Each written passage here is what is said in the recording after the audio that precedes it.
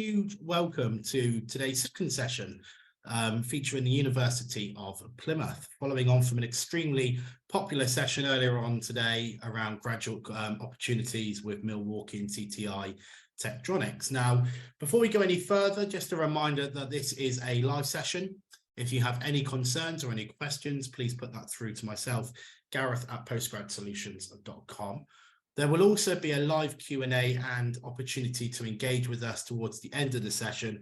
So if you have any concerns or questions, the chat facility and the Q&A facility are the places for you to put that. So before making you wait any longer, I'd like to hand you over to Emma. Emma is a representative at the University of Plymouth within the Arts and Humanities College. Emma, if you'd like to come on at this stage, and we'd like to allow you to present, and we'll see you for the Q&A at the end. Lovely. So thank you everyone for joining us today for our session here with the University of Plymouth. Today we're going to be running a session called Make a Difference with the Masters, and we're going to be going over some of the ways in which you can progress in your career and also make a difference in the world around you with a Masters. So I'll be joined with a couple of my colleagues today across our academic-led professors that will be able to talk to you through some of the specific subject-specific content, but I'll introduce them as we get to their section. So at the University of Plymouth, tackling global issues isn't just a problem for environmental scientists to solve. At Plymouth, we work towards the UN Sustainable Development Goals. So if anyone hasn't heard of them, this is a new initiative that the UN has launched, and it's a shared blueprint for peace and prosperity for people and the planet now and into the future. So what the UN has created is 17 Sustainable Development Goals, which are an urgent call for action by all countries, developed and developing, in a global partnership to make a difference. So what they span is lots of different areas you can see on the screen here, from poverty right through to peace and strong institutions. So at Plymouth, our degrees empower scientists, designers, makers, engineers and critical thinkers to all play their part in shaping a better tomorrow. So I'm just going to play a short video for you now, and hopefully you can all hear it. Since 1862, we've engaged the brightest minds to push boundaries, advance knowledge, and transform lives. Our impact, recognized many times over, was marked again this year with the award of our third Queen's Anniversary Prize for Higher and Further Education. From marine science and engineering to medicine and health technologies, sustainable development to psychology, heritage to artificial intelligence and cybersecurity, our leading academics drive innovation and encourage our students to confront today's most demanding issues. Our work utilizes the unique laboratory of the Southwest's natural environments, and together with our state-of-the-art facilities, we support our coastal and rural communities. We've responded to 2020's challenging landscape with practical and essential interventions, from developing new vaccines to creating sustainable PPE. Going forward, we will support the social and economic recovery in our region and beyond. We know the road ahead will demand extraordinary innovation, but creating the extraordinary is what we do. We have a long and proud history, and together we are forging an even greater future. We are the University of Plymouth. Lovely. So hopefully you've got a bit of an insight from watching that video about what we're all about here at Plymouth, and you've got a bit more of knowledge based on some of the areas that we're currently researching and where you might be able to make a difference. So at Plymouth, we have sustainability at the core of our whole university. The Sustainable Development Goals, as I've just mentioned, influence our research and your learning across all programmes at the university. We are recognised as an innovative leader in higher education for sustainability across our teaching and learning, research impact, public engagement and university operations. So you will be part of a community that takes the future of health and wellbeing and all of the other goals I've mentioned really seriously. So it's not just us saying that we're sustainable. We have won lots of awards and have lots of titles and recognition to show that we are actually making a real difference. So, for example, we are an award-winning climate conscious campus and community, and we're one of the first UK universities to achieve net zero for scope 1 and 2. And we're also the second UK university to become carbon neutral. So every day we are making steps to create a better future in Plymouth and also around the world. So at Plymouth, we bring together today's most valuable subjects to improve people's lives. And we're working hard at the minute to overcome health and wellbeing challenges for lots of different people across the population. So I'm now going to hand over to one of my colleagues, Dr. Elizabeth Dunn, who's going to talk to you a little bit more about how we're transforming education and improving people's social skills and wellbeing. Hello, everyone, and thanks again for attending. As Emma said, I'm Professor Jeremy Gosden. I'm head of the School of Psychology here at Plymouth. And what I'm going to tell you is something about what we do here at Plymouth that really makes a difference, because that's what we're all about. As psychologists, we want to make a positive difference to the world by making people feel better about themselves, by understanding how we interact and why we behave in the ways we do. And, you know, we can have a lot of impact on the world, because think of nearly everything that we do involves some level of interaction with other people. And of course, an understanding of our own skills and experiences and how we bring and what we bring to the world. So psychology is really at the core of nearly everything we do. So Emma, if you can move to the next slide, that would be fantastic. So there are two things we do here in the School of Psychology at University of Plymouth, two main things. The first thing we do is we teach students about psychology. So we have over 1,000 students studying psychology here in Plymouth, about 800 undergraduate students, but we also have many postgraduate students, doctoral students, and students on doctorate in clinical psychology. So we have a wide range of students studying and researching across nearly every area of psychology you can think of. And the other thing we do here, as well as teaching, is we research. So that's the other half of what we do in psychology. And we do research that has a real clear impact on the world. So in the last research assessment exercise, 100% of the research conducted by the School of Psychology was judged by the panel to be world leading or internationally excellent. Emma, next slide, please. So this feeds down through to our teaching, because if you're going to be studying, especially at the postgraduate level, you don't want to be learning psychology from dusty old textbooks. You want to be learning from psychologists that are changing the world, that are developing research, new techniques, new therapy techniques, new understandings of psychology every day. So these are the people you want to be learning from. So at the core of what we do here in Plymouth is that our teaching is research informed. And what does that mean? It means that our researchers teach, all of our researchers teach, and our teachers research.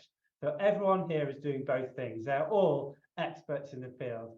So that means that your course, whatever you're studying here, is going to be delivered by an internationally renowned expert. Emma, next slide, please.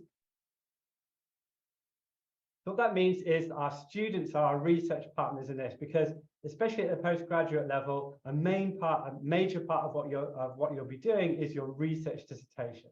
So you'll be conducting research hand in hand with one of our expert researchers. As I said again, with over 50 researchers in the school, we've got a researcher who will be looking at so many different things across psychology. You're going to be able to find someone that shares an interest with what you want to do as a future career. Next slide, please, Emma.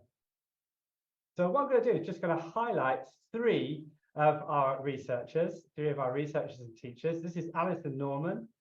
She is the program lead for the MSc Clinical Psychology, and this is one of the research areas that she's looking at the moment. So she's looking at therapeutic storytelling.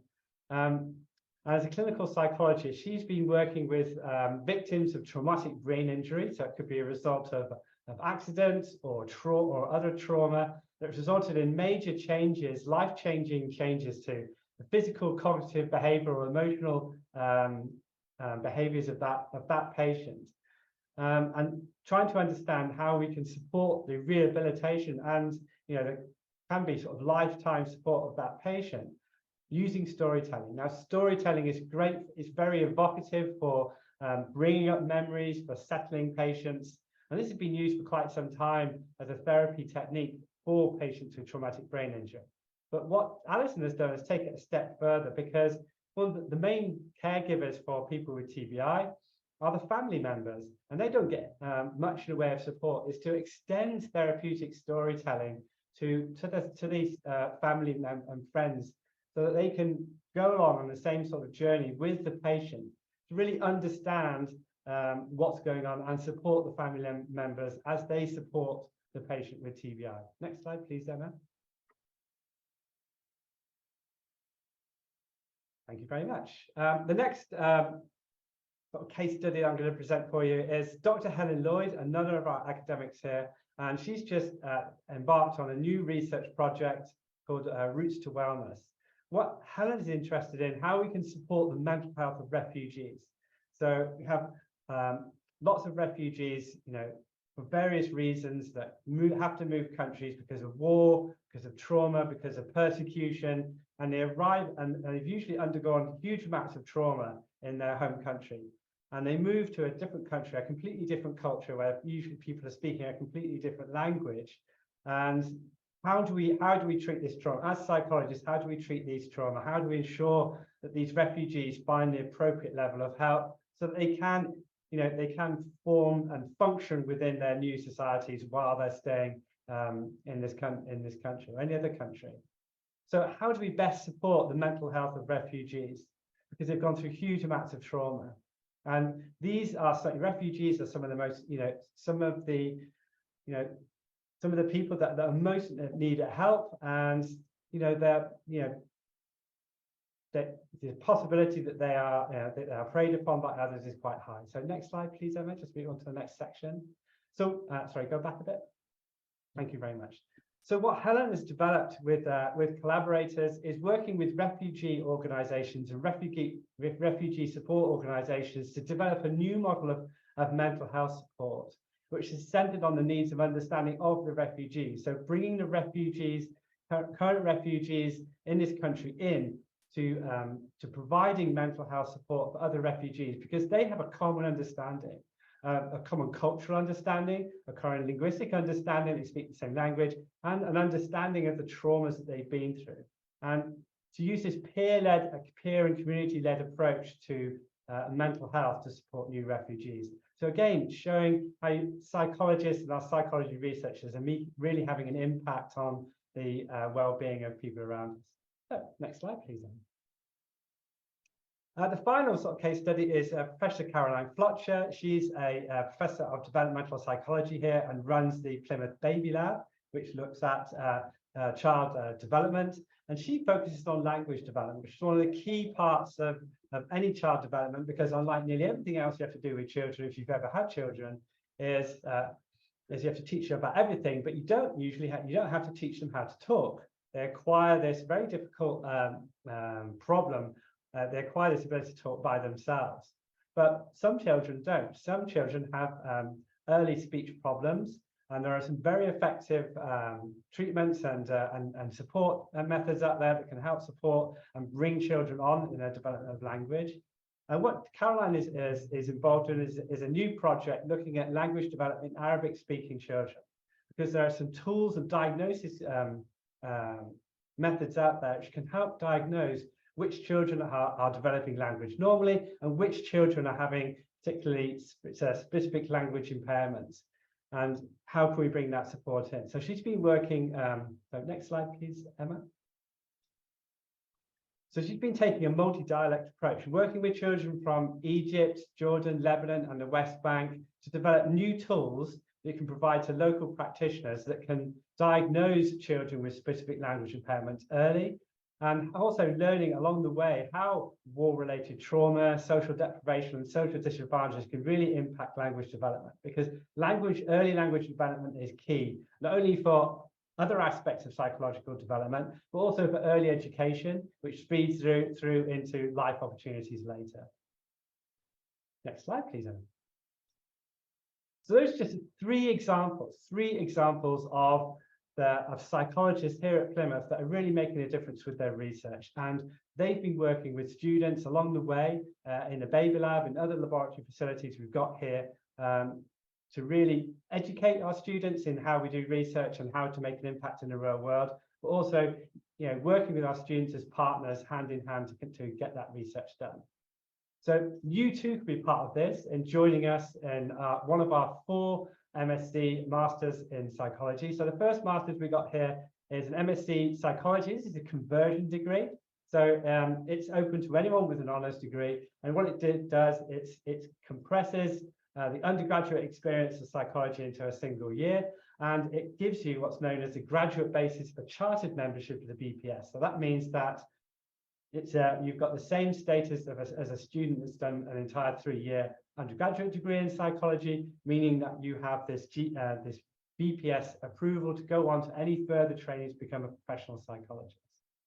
Next MSc is in human neuroscience.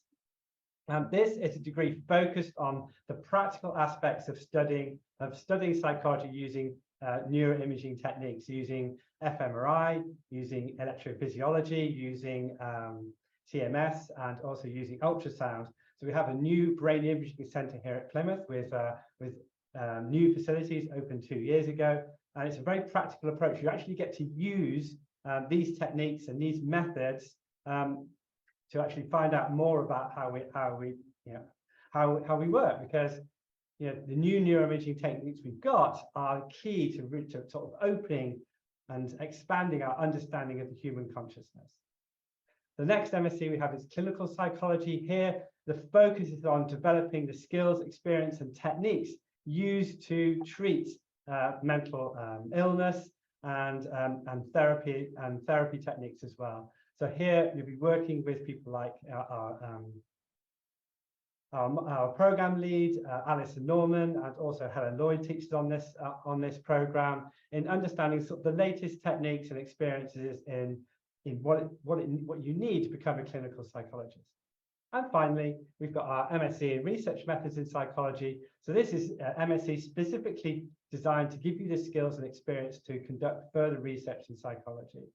And it's going to give you a wide range of the skills and experience from statistics, data handling, research methods, experimental methods, and so on. And it's really designed, if you want to go on to a research career in psychology, if you want to study a PhD in psychology, this is the MSc, which is designed to give you the skills and experience you need to do that.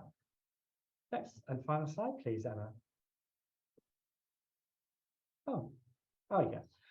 So just a word, this is one of our current students on MSc Clinical Psychology, just to show what sort of experience that she's had in studying clinical psychology here, and things that she focused on. What we spoke to her is that she's really interested in the modules in clinical psychology, and the practical-based learning that she got here in psychology. And also what she really liked about studying psychology is Plymouth.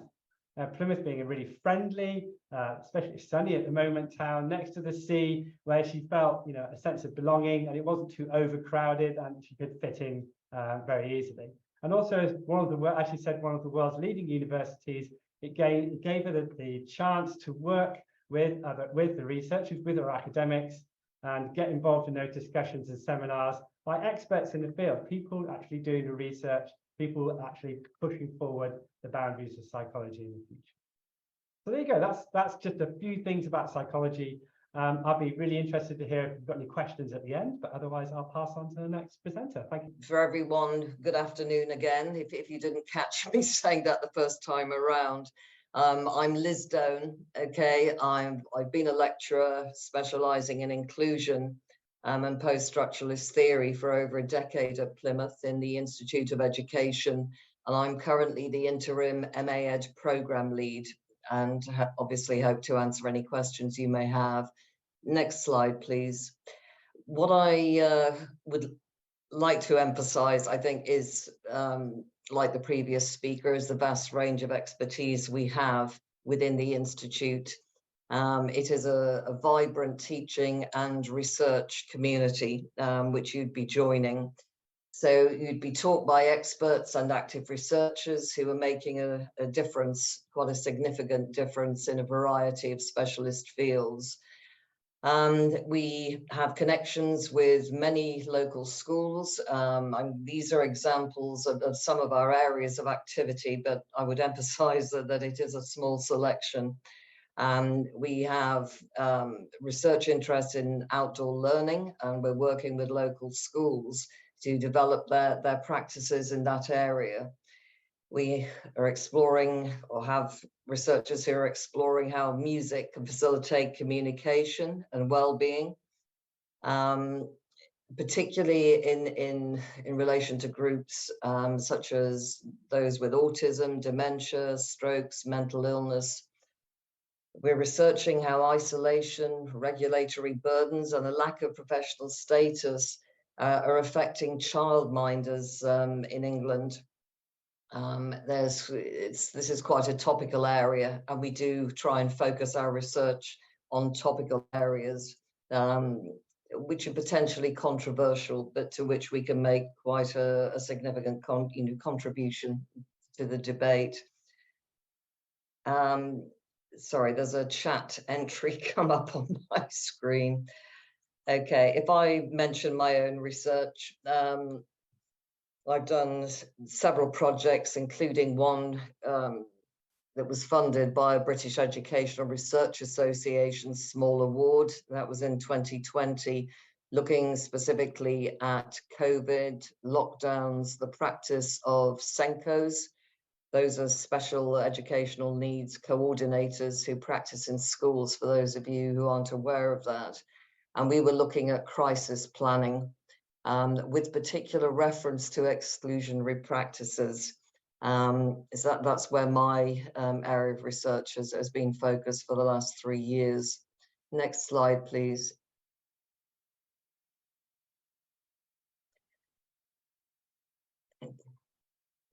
The course is open to both teaching practitioners across the gamut, from newly qualified teachers to senior head teachers, and to those who simply want to take a more scholarly look, if you like, at issues in education.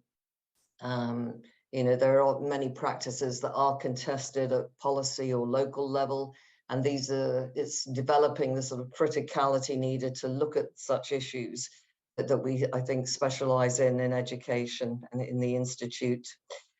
So I'll come to the structure of the course shortly, but you would choose from a range of modules. It's described here as limited, but there are, I would say, all the key current sort of contemporary issues in education are covered by our range of modules. And you could have the opportunity to elect to specialize, such that there is a pathway designed, for example, for people who want to look at inclusion in greater detail. I think crucially, this possibility of pursuing your own areas of interest is so important, and you'll find that every module is linked to an assignment task where you choose what your topic will be and then research that in a little more depth. You will have to do a dissertation module, and again, this is an opportunity to choose a subject that matters to you and research it in even greater depth. With support from, basically we will allocate you a supervisor for your dissertation who has expertise in your area and who can support you on a regular basis to produce the best work possible. So yes, your research project for the dissertation, just to reiterate, it would involve an aspect of education of your choosing. And again, I would emphasize that we have experts in most educational fields, if not all, at the University of Plymouth within our institute. Next slide, please. We also offer an MA in mathematics education, and just to give you an example of research sort of emanating from that area, Nick Pratt is looking at different ways of teaching mathematics and but what I could describe as governmental pressures to teach maths and conceive of mathematics in a certain way. And he's doing that research in collaboration with someone at the University of Cambridge. We also have a PGCE course. I think if you want further information on that, because I'm here to talk about the MA Ed, then it's perhaps better to contact a relevant party. So we certainly, the admissions, and we have sources of information listed on the website, people who can deal with queries around teacher education. Next slide, please.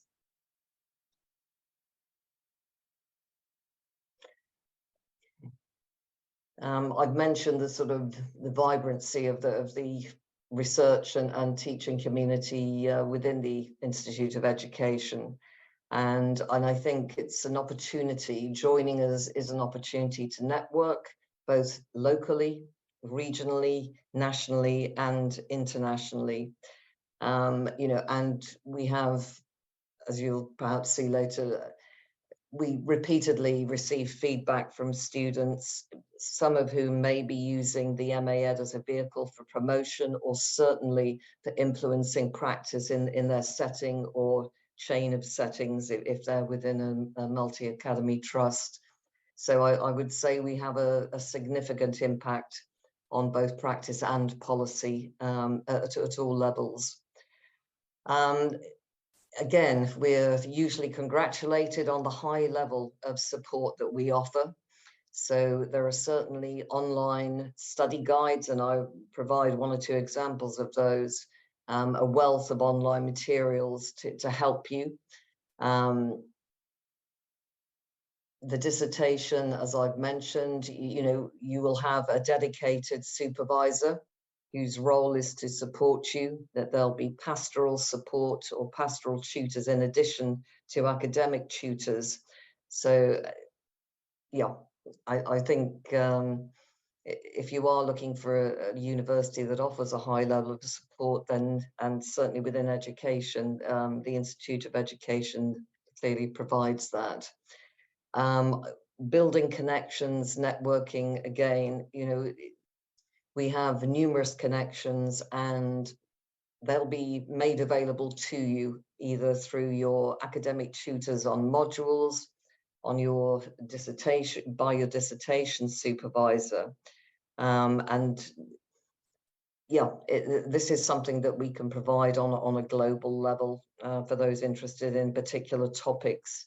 I, for example, I'll use myself, teamed up with David Armstrong in Melbourne, and we've done research on what we call grey exclusions. So, you know, it's research with an international reach, but of course, Dave was for quite a long time editor of one of the high profile inclusion journals, and I have several students who've published through that vehicle. So there are these opportunities. I think virtually every student I speak to really values the opportunity to talk to their peers. It's not just collaboration or support from academics, it's actually peer support and networking at a local and regional and sometimes international level in that way. Next slide, please.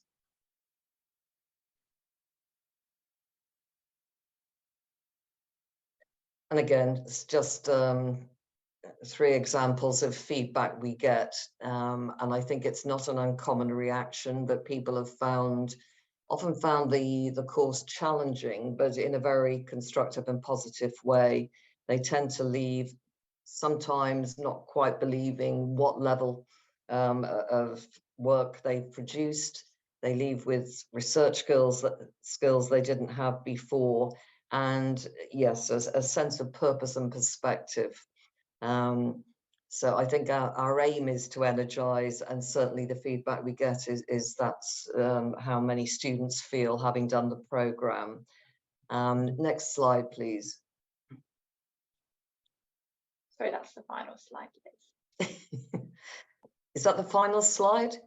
Yeah. What I haven't mentioned is there are options to study full-time or part-time, and with the part-time option being either a 2 or 3 year option, which means the year 1 option is quite an intensive period of study, because you will also be doing your dissertation alongside optional modules, which at the moment include outdoor learning, sustainable development, critical perspectives on inclusion,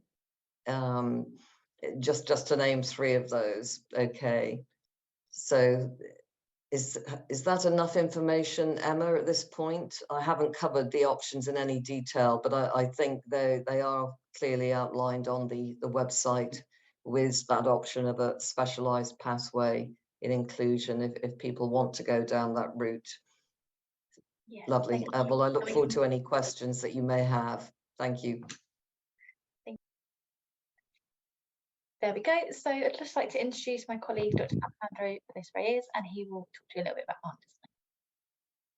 Thank you, Emma. Hello, everyone. My name is Alejandro. I'm an associate professor in digital design in the School of Art Design and Architecture, where I'm also associate head of school for knowledge exchange and enterprise. So a lot of my work has to do with how our students and staff can engage with the world outside the university, particularly in areas like careers, industry partners, and research partnerships that I suppose contribute to the environment of teaching we try to grow with our postgraduate community.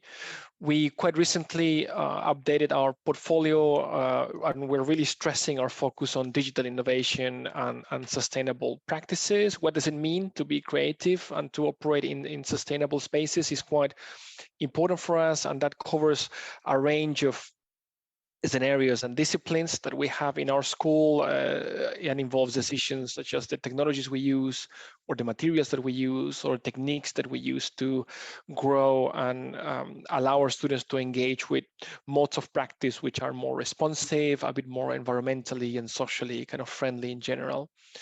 Something to say, maybe next slide, Emma, please. Something to say about our disciplines and what we try to grow in our school is that we are quite broad ranging school. We do have programs and subject areas in areas like digital arts, all the way from building and architecture and kind of urban design to fine art, photography, the filmmaking, in the middle, product design, industrial design, visual arts, digital arts, and technology, and so on. So if you like creative work in a very multidisciplinary space, in a school that really encompasses a really broad range of creative disciplines, hopefully we'll consider our school for your application. So in terms of the research we do kind of mirrors that. We are quite active in the research we do. We do have quite nationally, internationally, and world-leading research in areas like low carbon construction, smart cities, environmental futures, and digital arts and technology particularly, and that research feeds into modules and electives that you can take in your master's course. Many of our master's courses actually include an option for elective courses that allow you to also research other areas of expertise. So you could be a fine artist that wants to study how to engage with low carbon materials, for example, or you could work in digital arts, also studying environmental futures as a way to grow your own creativity. So that's really great. We have a quite flexible architecture in our curriculum that allows you to pick electives across a range of areas. And many of our courses, I'm gonna let you know in a little bit about that, have the option for you to select pathways and electives and so on that reflect your own research interests and our own kind of research specialisms as well. We have a quite strong kind of research power in the UK. We're not the biggest school, but we produce really good quality research with what we do. We're part of, for example, the green transition ecosystem, which is the big budget that the government is dedicating to investigate the way we can creatively transition into a greener society and a greener environment that is delivered through the Arts and Humanities Research Council. And we're not only part of that, we don't only receive funding from them, but we're also part of their assessment panel. So our voice is heard when it comes to making government decisions around funding that research nationally as well. And for example, as well, 94% of our architecture outputs are ranked internationally or world leading. So we produce quite strong research outputs from the work that we do. And also, interestingly, obviously, you're listening to presentations from colleagues that come from different schools and different faculties from our university, but in many areas, we do work together with other schools and faculties as well. We have links in our school with areas like the Center for Health Technology or the Center for Coastal Communities or the Sustainable Earth Institute. So if you're thinking about the design of products or services that might contribute to areas such as health technology, we have courses and modules that could help you kind of develop that area of expertise if that's something that you want. In the same way, areas like Sustainable Earth Institute, they are an overarching institute from across the university, and we run with them our Creative Associate Scheme, which is all about how creatives and local companies and our students can link up together to figure out sustainable ways of engaging with the environment and the society through our creativity. So I was just pushing the arrow, Emma. I keep forgetting that. I need to ask you next, please. So we just, thank you. So we just redesigned and reapproved our portfolio, again, aligned with this really broad scope and kind of power for the creative sector in the UK. It might not be always in the spotlight, but just to give you a reference point, the creative sector in the UK is bigger than the UK life sciences and automotive and aerospace sectors combined. It's really, really large. We don't only operate within our own disciplines, but we do need creatives working with, for example, manufacturing companies or shipbuilding companies or automotive companies. You need creatives to design spaces and products and services that operate in those sectors. So the creative disciplines are really, really large and really, really broad in this country. In terms of the programs that you can choose, I'm just highlighting 4 there, but we have a portfolio of 10 master's courses actually. And I'm illustrating our portfolio with these 4 programs because these are courses that allows you to select pathways so you can specialize in specific areas. For example, in architectural design, you can select pathways on urban design, digital production and fabrication, or immersive media for architecture.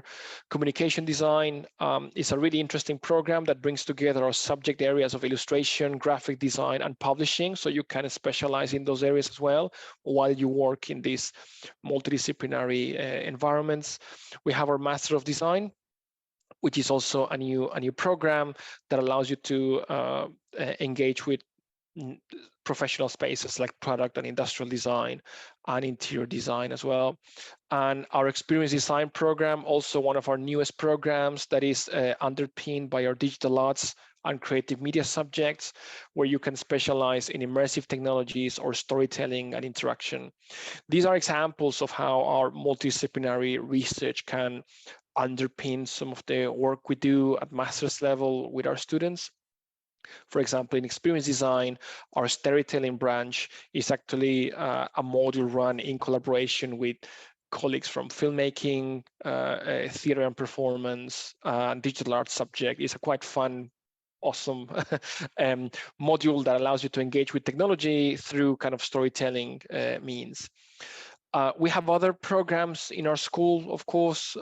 It would be a long list to add in a single slide, but we also have a Master's in Architecture, which is a professionally accredited Part 2 program. If you want to legally kind of become an architect in the UK, you have to do an accredited course, which lasts 2 years. We have an MA in Game Design, an MA in Photography, and an MA in Fine Art.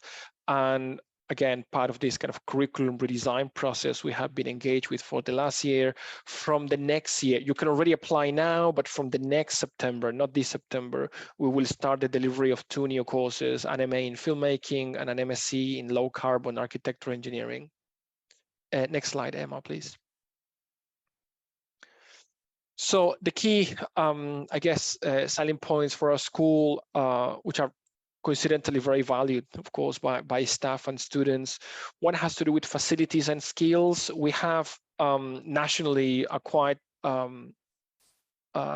remarkable access to facilities and combination of resources and skills that our students can develop, from 3D printing, 3D scanning, CNC milling machines, wood workshops, steel workshops, ceramics, printmaking. We're one of the few universities that retains traditional printmaking techniques.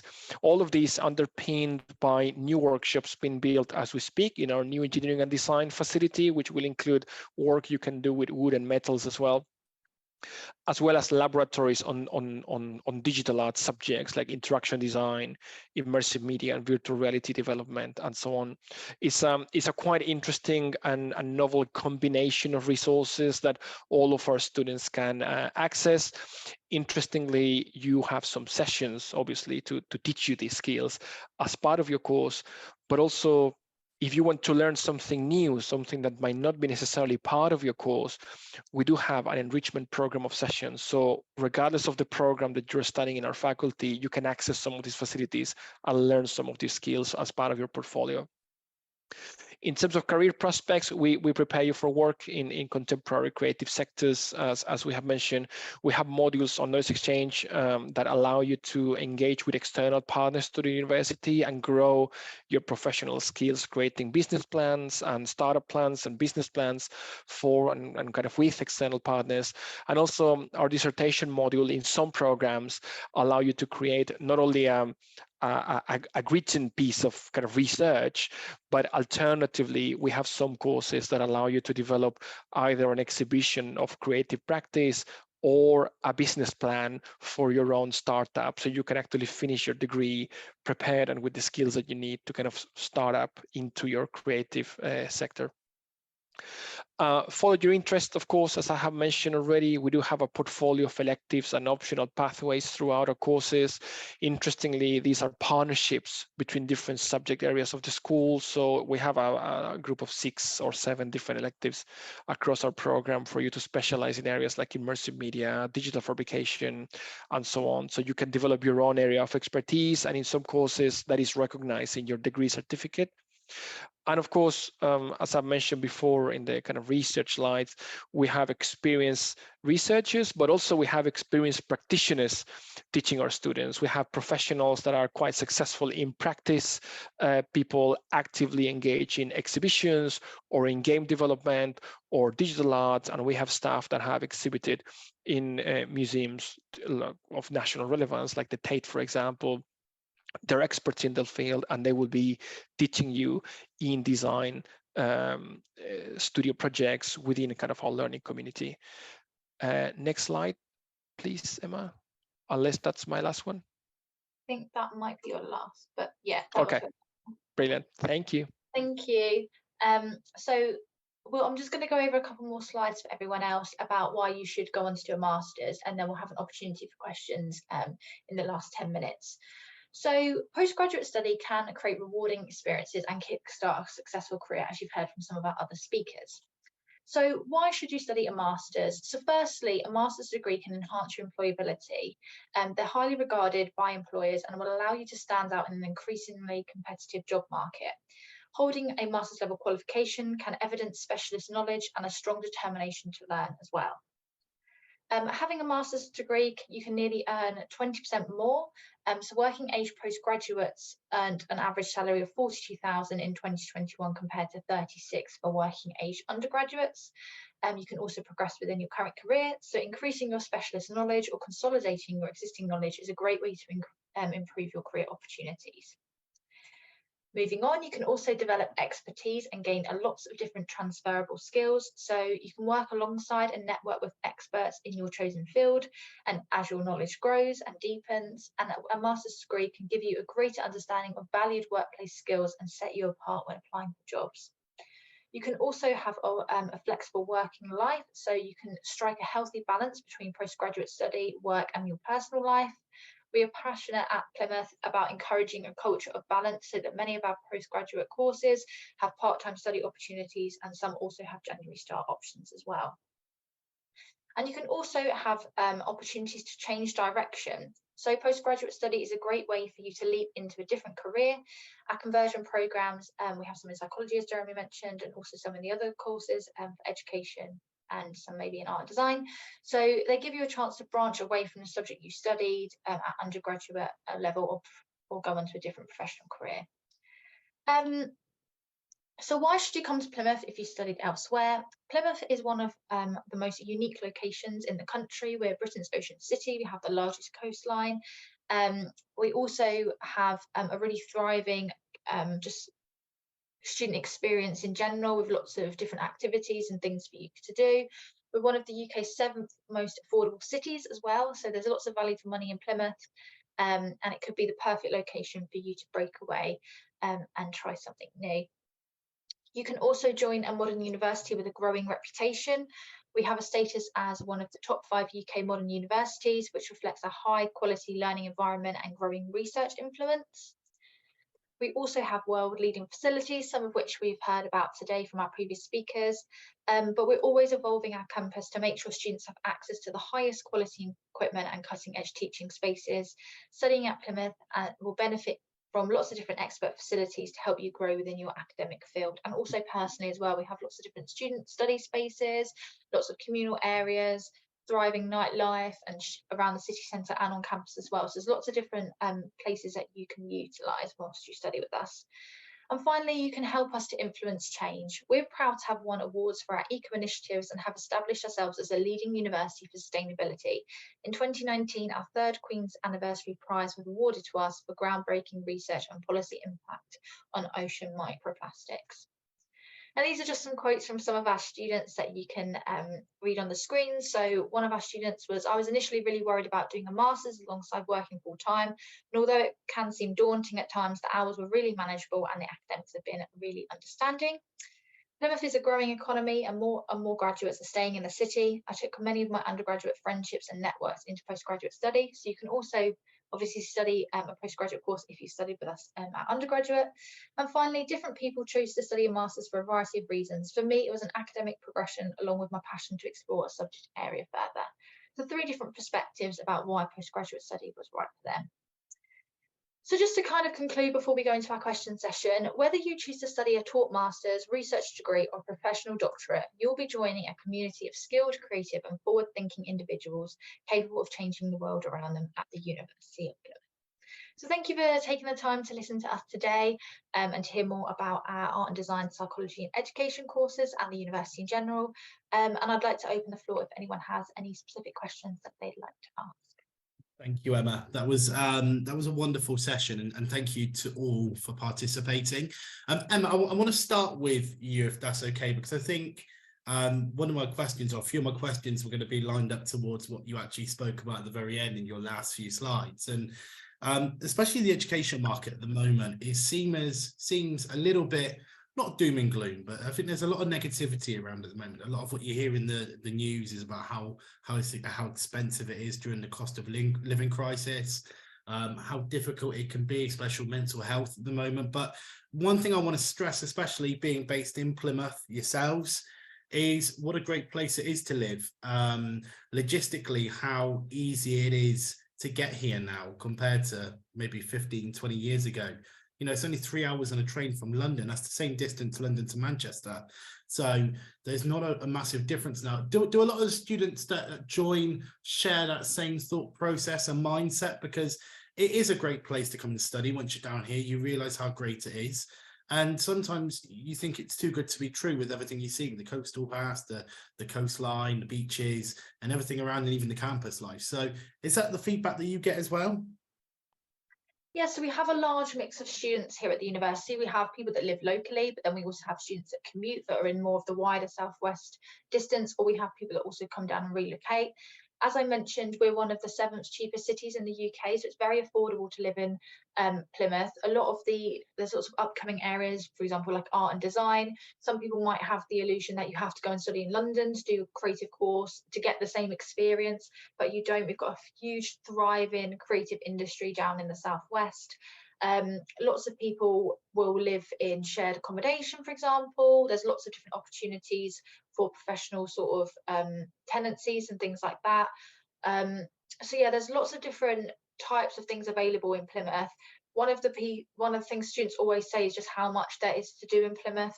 You can obviously get that sort of water sports in being outside environment. We're right by the sea, but also there's lots of things happening culturally. We've got one of the biggest regional theatres. We've got lots of museums and galleries, lots of different connections with local schools. And we have been educating people for a very, very long time. We're not a university that's been around for 5 minutes. We've got lots of different research, lots of different academics here, and lots of things to draw people in, really. I studied at Plymouth myself, so it's a great university, speaking from experience. So, and I didn't live in Plymouth. Home from home, sorry. Yes, sorry to it's a home from home as well, is it? And is it fair to say, from an international perspective, if you are a student from abroad and you're looking at coming to Plymouth, there is a strong amount of international students here in Plymouth? Is that fair? Is that a strong thing for you guys? Yeah, we definitely have lots of different international students here. We've got a really strong international network of students. So we have lots of support available, from sort of settling into university, making friends, that cultural transition about how you can get the most out of your time here. Lots of different networks. We have things like buddy systems as well, where you can meet new people. We have international, obviously, the whole of the globe, and we have lots of different communities from lots of different places across the world. So it's not like people are isolated. And on the course as well, everyone's really friendly, and they often run interactive sessions to kind of get people involved and get people collaborating and networking. Brilliant. I thought that was important. Jeremy, if I can bring you in at this point, thank you for your presentation earlier. The feedback already just from the chat facility on Zoom has been great. So I just want to talk about psychology, because it's one of the most popular courses around the country, probably around the globe now. What makes Plymouth such a great place to come and study that course in particular? Are there any funding opportunities for domestic or international students to get involved with, to make it more accessible? So yeah, I mean, other than the fact that Plymouth, as you know, Gareth, living it yourself, it's a fantastic place to live. Friendly city, one of the cheapest places to live in the UK, one of the cheapest places to live and study in the UK, and really safe. I mean, School of Psychology here is really big. As I said, we've got over 1,000 students here in psychology. It's makes it one of the biggest schools of psychology in the UK institutions. And one of the advantages of that is that we have this broad breadth of study of psychology. Having so many academics, we've got, you know, a researcher, basically an expert in nearly every aspect of psychology. So the advantage of that is that you can choose your own path in studying psychology. You can become the psychologist you want to become, because it's a very broad field. You can go on to occupational psychology, clinical, sports, forensic. There are so many different areas of psychology. But it's useful to have that expert in with a particular area that you're interested in to take you forward. So that's, you know, that's what's going to be really important. That's what I think our students get out of studying here at Plymouth. No, you touched upon it earlier, Jeremy. Am I right in thinking that psychology at Plymouth's top 10? Is that right? Top 10? Top 10 for what? Top 10 in ranking, sorry, for the best place to study psychology in the UK. Is that right? Depends on. There's so many different rankings. I think everyone's in the top 10 for something somewhere. So it's a really good place to study. Yeah, that's one of the key things, and the part and parcel of that is the research that goes on, is what the academics are doing here and how they get the students involved in that. Because, you know, our students, they want to become psychologists, they want to become practicing psychologists, and they want to know what's going on at the moment. What are the new techniques for therapy? What are the new techniques for neuroscience? What are the new methods for understanding our behavior? And it's here that you're going to learn that. So what was the other aspect of your question? There was a second part I think that I missed. Yeah, so from an accessibility point of view, so I mentioned to Emma earlier about the cost of living crisis, and sometimes there can be negativity around, can I afford it, can I not? And I think, do you guys offer any funding and scholarship opportunities? So we got I think we believe we have our platinum bursary. I'll just read that out, which we've been offering for a number of years, basically just to encourage our students to come across here. And we're interested. What we're interested in, always have been, is widening participation to our programs and getting as many students involved from across the globe. For example, on our MSc Clinical Psychology now, over half of our students from the international audience, international students from across the world. There are a lot of students recently from Ghana, from India, from the Middle East, Turkey, and so on. It's become a really exciting field because in many areas of the world you can become a practicing clinical psychologist with MSc level qualification. So that's a huge advantage to coming across and studying like that. But I'll put the link up to our scholarship in the chat. Yes, please do. Thank you, Jeremy. Thanks for your time there. Elizabeth and Alejandro as well, if you'd like to come on at this point. I just want to ask, and it's a question that's been asked before the session, is around the English language requirements. What IELTS score or TOEFL scores do you require in order to go on and apply for a course at the school? Elizabeth, presumably it's probably a lot more important for you to emphasize the course level being within the education sector, exactly what you would need and what's required and what help there is as well. Yes, those details are on the website.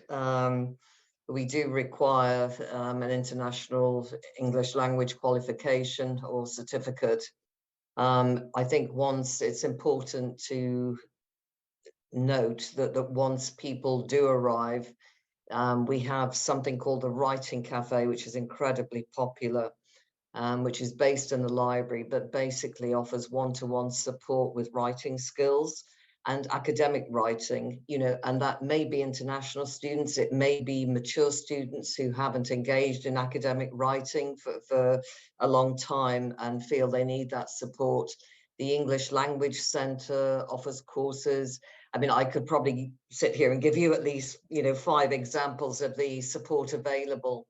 I mean, like the previous speaker, we have students from India, Saudi, Turkey, Spain, Nigeria. It goes on and on. It really is quite a thriving international community as well. And we offer an international student society for informal get-togethers to make sure people are making contact with each other and relationship building. One thing that I will get in here because it was neglected, I think, beyond the incredible sort of marines and sea sports on the doorstep, also on the doorstep are the moors. It's a beauty spot, one of the biggest in the UK. So the activities there, the sporting activities you can participate in just sort of proliferate once you take the moors into account, as well as the shoreside stuff we offer. Was there any aspect I haven't touched on, Gareth, that you'd like me to speak to? No, I think you've covered everything now. I think bursaries, sense.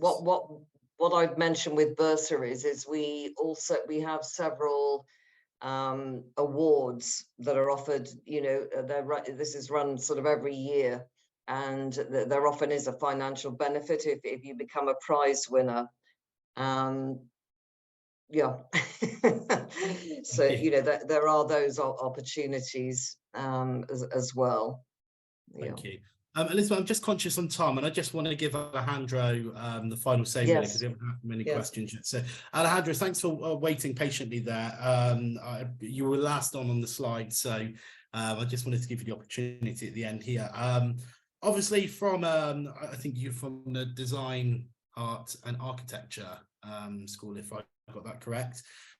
Talk to me about the popularity of those courses within your school at the moment, because it is on the rise, in particular those courses that sit underneath your umbrella, if you like.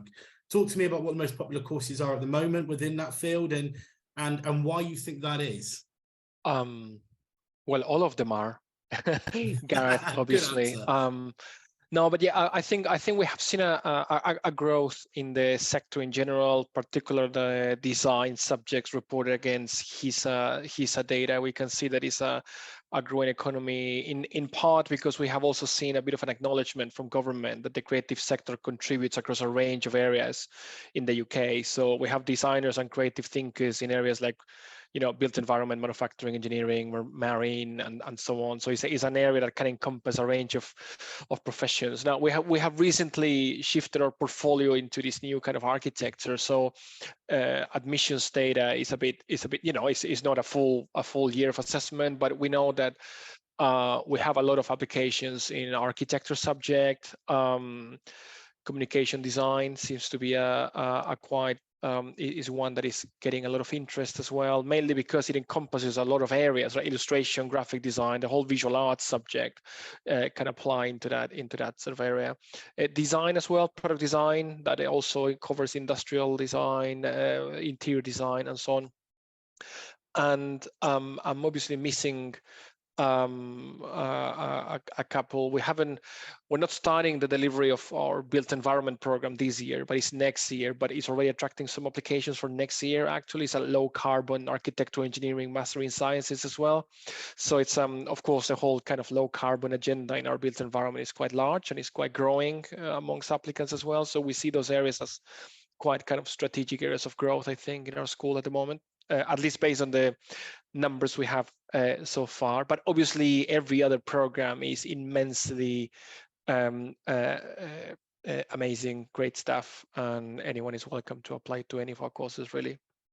Thank you very much. Alejandro, huge thanks for that. Emma, I'm just keen to wrap things up now, really. It's just been over an hour, so I appreciate everyone's time for watching and participating. So huge thank you to everyone at Plymouth, the agency involved in helping make this happen, and those of you in the background as well. So in particular, huge thank you to obviously Emma, yourself, Jeremy, Elizabeth, and Alejandro for making that session happen. And if anyone's got any questions, please do point it in Emma's direction. I'm sure they will be in touch after the session. Emma, would you like to have the final word quickly? Yeah, I'd just like to say thanks everyone for obviously listening today. And if you are really ready to kind of realise your ambitions and have a look at the University of Plymouth, you can search our website at plymouth.ac.uk/postgraduate, and you'll find our search tool option. You can search for courses that might interest you, and you can also get application tips for home and international.